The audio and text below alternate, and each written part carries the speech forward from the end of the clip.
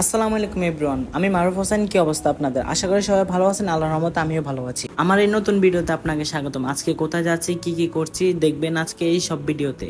সকালবেলায় বাসা থেকে বের হয়ে একটা রিক্সা নিলাম, রিক্সা নিয়ে চলে যাচ্ছি বাইপাসে।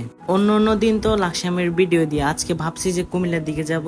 কাউন্টারে এসে বলতেছে ভাইয়া একটা টিকিট দেন, বলতেছে ভাইয়া বাস আসতে দেরি হবে, তাই ওইখানে না গিয়ে সোজা চলে গেলাম সিএনজি স্ট্যান্ডে। ওমা, এখানে আসার পরে একজন ওইদিকে ডাকে, একজন ওইদিকে ডাকে, আমি কোন দিকে যাব?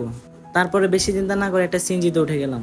এই বাগমারা বাজারটায় আসলে যে এত জ্যামে পড়তে হয় এটা হিসেবের বাহিরে। আজকে প্রায় 40 মিনিটের উপরে এখানে বসেছিলাম, গরমে আমাদের অবস্থা খারাপ। তারপরে আমাদের ড্রাইভার ভাই কোনো মতে চিপা চাপা দিয়ে গিয়ে অনেক কষ্টে আমাদেরকে সেখান থেকে বাহির করে।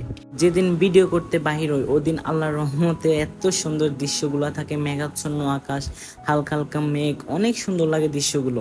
এবং আপনাদের কাছে কেমন লাগে সেটা আমাদেরকে বলে অবশ্যই কমেন্ট বক্সে জানাবেন। এরপর চলে আসলাম কুমিল্লা বিশ্ব রোডে। বিশ্ব রোড থেকে ভাবতেছি যে কি দিয়ে যাব, সিএনজি দিয়ে যাব না অটো দিয়ে যাব। প্রথমে ভাবছি যে অটো দিয়ে যাব, ড্রাইভার ভাইয়ের সাথে দাম দর করে এরপরে সিএনজিতে অবশেষে উঠে গেলাম। গাড়িতে বসার পর অনেকক্ষণ হয়ে গেছে কিন্তু উনি গাড়ি ছাড়তেছে না। আমার পর আরো দুজন যাত্রী এসেছে, বলতেছে ভাইয়া আরো একজন হলে চলে যাব, কিন্তু একজন মিল খাচ্ছে না। তারপর উনি বলতেছে ভাইয়া আমাকে 10 টাকা করে বাড়তে দিবেন, আমি তাহলে চলে যাবো। আমি বলতেছি যে ঠিক আছে যান, পর আমাদেরকে গরম থেকে রক্ষা করেন।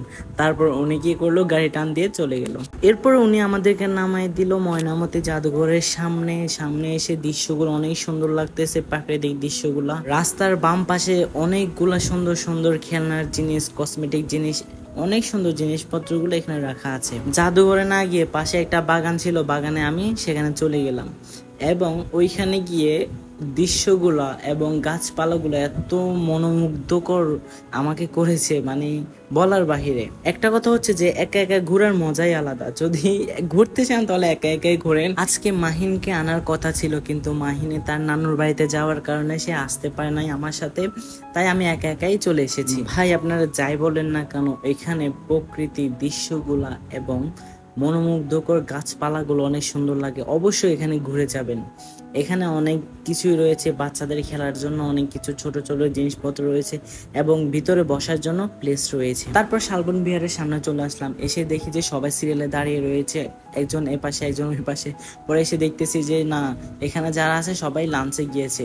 তো কি করার, আমাদের ওদের সবকিছু, ওদের হাতে সবকিছু, আমাদের তো কিছু করার নেই। এরপরে 30 থেকে 40 মিনিট পর এসে দেখতেছি না, ওনাদের লোক এসেছে, কাউন্টারে লোক আছে।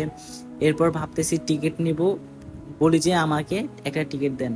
বলতেছে টিকিট হচ্ছে যে 30 টাকা। তারপর আমি টাকা দিয়ে ওনাদের কাছ থেকে টিকিট নিয়ে নিলাম।